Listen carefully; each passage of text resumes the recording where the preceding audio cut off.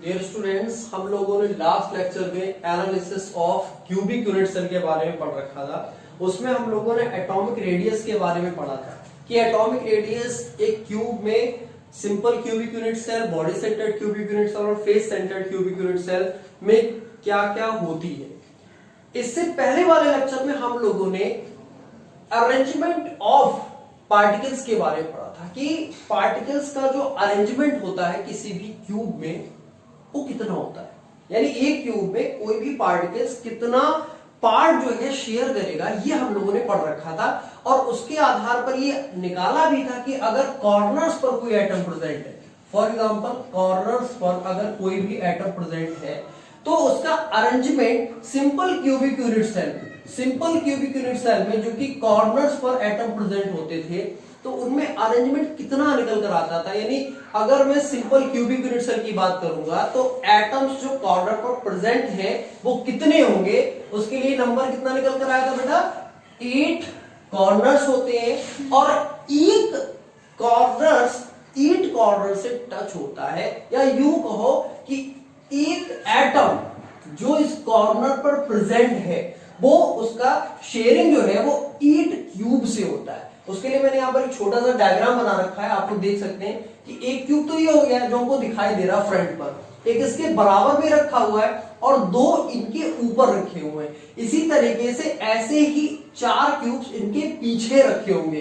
तो आप सोच सकते हैं कि ये कॉर्नर्स पर जो एटम प्रेजेंट है वो कितने क्यूब से शेयर कर रहा है, तो वो कितना आएगा, 8 क्यूब्स आएगा। कितना आएगा, 8 क्यूब्स। तो इसका पार्ट जो होगा वो कितना होगा, इस एक हिस्से में, इस एक क्यूब पे अगर मैं बात करूं, यानी इस एक क्यूब पे अगर किसी भी एटम का पार्ट कितना शेयर हो रहा है तो सिंपल सी बात है 1/8। कितना आएगा, 1/8। यानी ये तो वही बात हो गई कि आपको बताना है कि बताइए कितना पार्ट है ये, तो ये कितना आएगा, 4 हो गए टोटल, तो 1/4 था ये। इसी तरीके से 8 हो गए तो 1/8 आ गया। क्लियर, तो सिंपल सी बात होगी। तो टोटल नंबर ऑफ एटम्स किसी भी क्यूब में, सिंपल क्यूबिक यूनिट सेल में कितना आ गया था, 1। कितना आ गया था, 1।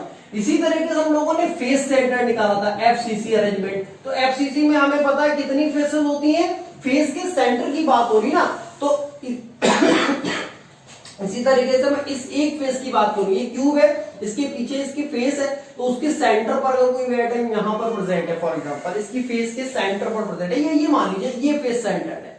क्लियर, ये फेस है और इसके फेस पर सेंटर पर कोई भी एटम प्रेजेंट है तो एक तो इधर वाला क्यूब शेयर कर रहा है और इसके बराबर वाला, यानी केवल कितने फेस से, कितने क्यूब से कोई भी फेस के सेंटर पर प्रेजेंट एटम शेयर कर रहा है, 2। कितने हो गए, 2।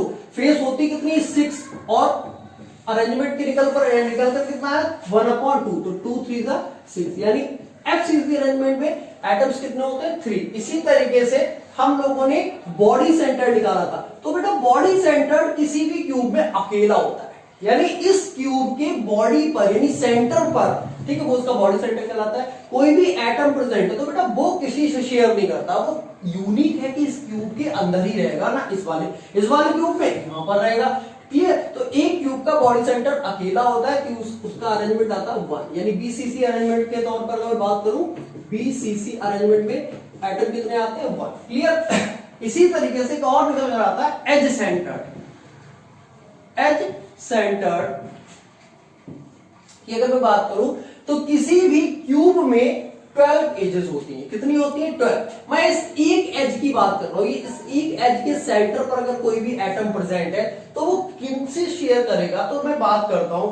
तो देखिए ध्यान से, एक तो ये क्यूब हो गया, क्लियर, एक इसके ऊपर वाला क्यूब हो गया और इसी तरीके से इनके पीछे 2 क्यूब रखे होंगे, एक इसके पीछे और एक इसके पीछे। क्लियर, तो टोटल क्यूब्स कितने से शेयर कर रहा है, 4। कितने होंगे, 4। एजेस होती कितनी है, 12 और अरेंजमेंट हो गया 1/4। तो कितना पार्टिकल्स का शेयरिंग आ गया, 3। क्लियर, तो एज सेंटर्ड यानी ईसीसी अरेंजमेंट की अगर मैं बात करूं तो आता है आपका 3 atoms in the edge centre. Clear, तो इस तरीके से हम लोगों ने सबसे पहले अरेंजमेंट जान लिया। अब हम क्वेश्चंस पर आते हैं। एक हमने क्वेश्चंस लिख रखा है न्यूमेरिकल्स आपका, ये तो हो गया थोड़ा सा क्विक रिवीजन। क्वेश्चन क्या कह रहा है कि इस solid is formed by crystallization of X and Y.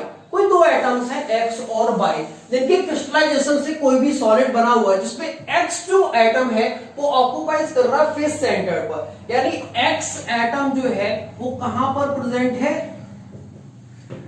Face के सेंटर पर, face centre, clear, face centre पर कोई भी एक्स एटम प्रेजेंट है, कितना है तो उसका अरेंजमेंट कितना हो गया, सिंपल सी बात है, अभी पहले क्वेश्चन पूरा पढ़ लेते हैं, face centre and Y occupies corners of cube, then find molecular formula.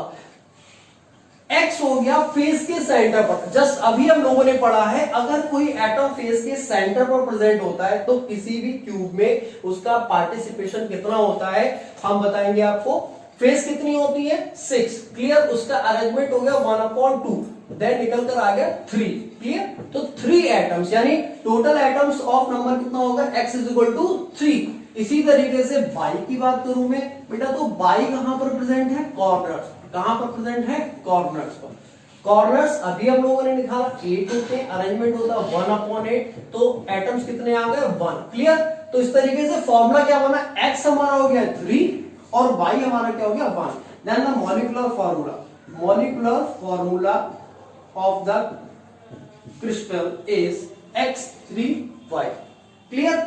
इसी तरीके से हम नेक्स्ट क्वेश्चन पर आते हैं।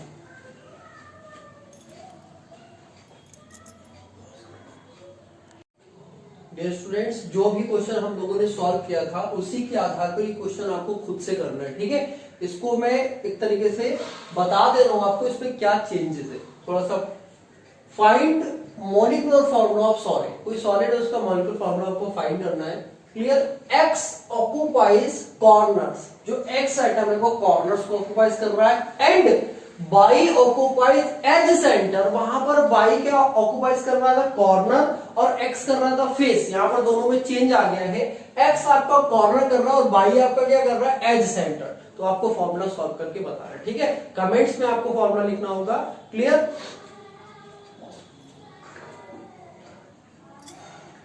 डियर स्टूडेंट्स, अभी हम लोगों ने एक क्वेश्चन होमवर्क के लिए लिया, अभी नया टाइप का क्वेश्चन आया है, क्वेश्चन आपका वही है लेकिन इसमें क्या है, थोड़ा सा चेंज आ गया है, ठीक है, यानी कुछ नए टर्म्स ऐड हुए हैं जिसके आधार पर हमें क्वेश्चन खुद से सॉल्व करना पड़ेगा।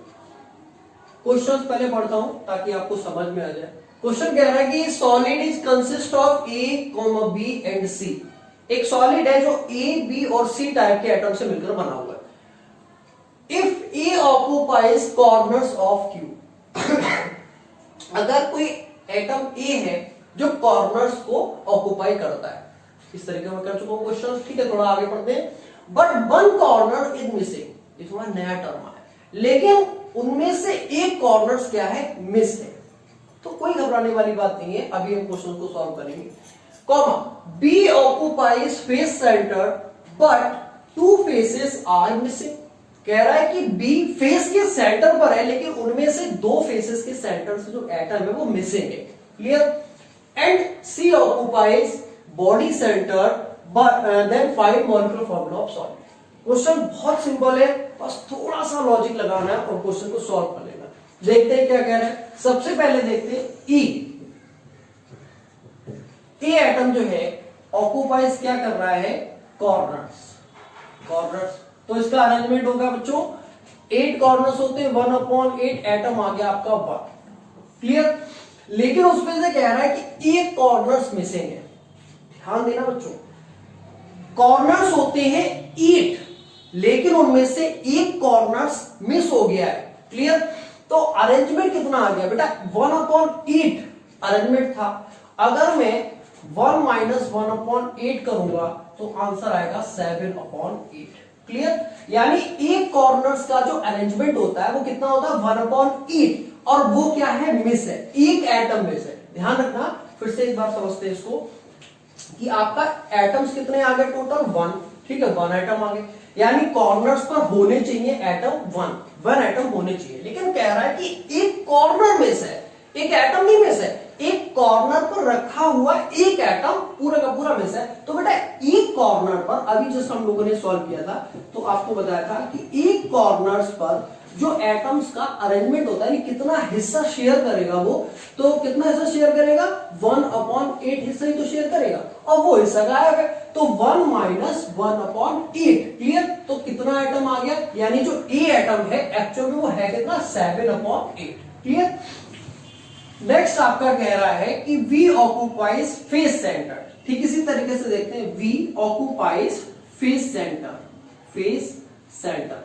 तो बच्चों ध्यान देना इधर कि फेस का अरेंजमेंट अभी हम लोगों ने देखा था, फेस होती है 6 × 1/2। क्लियर?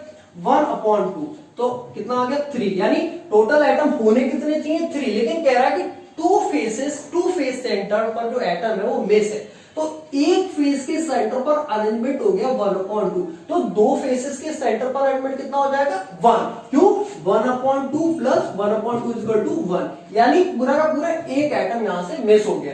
क्लियर? 1 तो कितना आ जाएगा 2 एटम। क्लियर?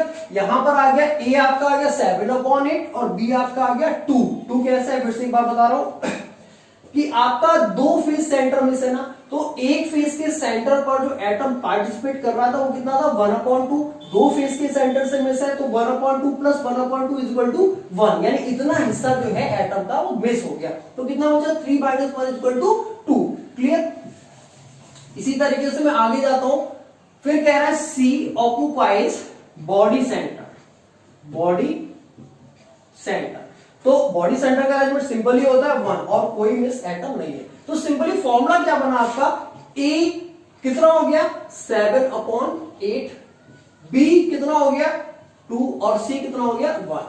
इसको हम लोग सिंपल फॉर्म में लिख सकते हैं, कैसे लिख सकते हैं, इस पूरे हिस्से को मैं 8 से क्या करूंगा मल्टीप्लाई, ये सिंपल सी बात है भाई, 7/8 रेशियो 2:1 लिखा हुआ है, इसको मैं लिख सकता हूं 7:16:8। क्लियर? तो मैं आपको लिख सकता हूं ए कितना होगा 7, बी कितना होगा 16 और सी कितना होगा, is the molecular formula of solid. आप इस फॉर्म में भी लिख सकते हैं और इस फॉर्म में भी मॉलिक्यूलर। बच्चों इसी के आधार पर आपको नए क्वेश्चंस अपने अकॉर्डिंग करने हैं। ठीक है, आप लोग देख लेंगे बुक्स में क्वेश्चंस कहां कहां पर इस तरीके से दे रखे हैं और अपने आप से सॉल्व करिए। कोई भी क्वेश्चंस में प्रॉब्लम हो रही है आप मुझे कमेंट बॉक्स में लिख सकते हैं, सेंड कर सकते हैं, आप मुझे उसकी इमेज सेंड कर सकते हैं। क्लियर? और ध्यान रखना बच्चों, जितना भी मैं आपको मैटर पढ़ा रहा हूं ये बहुत सिलेक्टेड मैटर है। ठीक है, बोर्ड के अकॉर्डिंग ये बहुत सिलेक्टेड मैटर है और इसको आपको कायदे से पढ़ते जाना है, नोट्स बनाते जाना है। कोई भी प्रॉब्लम कहीं पर भी आ रही है आप मुझे पर्सनली मेरे नंबर पर सेंड करके आप मुझसे पूछ सकते हैं। चैनल को लाइक करें, सब्सक्राइब करें और शेयर तो जरूर करें। क्यों? क्योंकि आप जैसे बहुत से स्टूडेंट्स को इसकी नीड है। क्लियर? नेक्स्ट लेक्चर में हम आपको अरेंजमेंट ऑफ पार्टिकल्स के आधार पर जो हम लोगों ने analysis of cubic unit cell पढ़ा था उसमें एटॉमिक रेडियस के बारे में जो फॉर्मूले हम लोगों ने निकाले थे उसके न्यूमेरिकल्स करेंगे। क्लियर? कुछ बच्चों ने तो अपने अकॉर्डिंग कर भी लिए हैं, बाकी के बच्चे ट्राई करते रहे। Clear? Best of, thank you.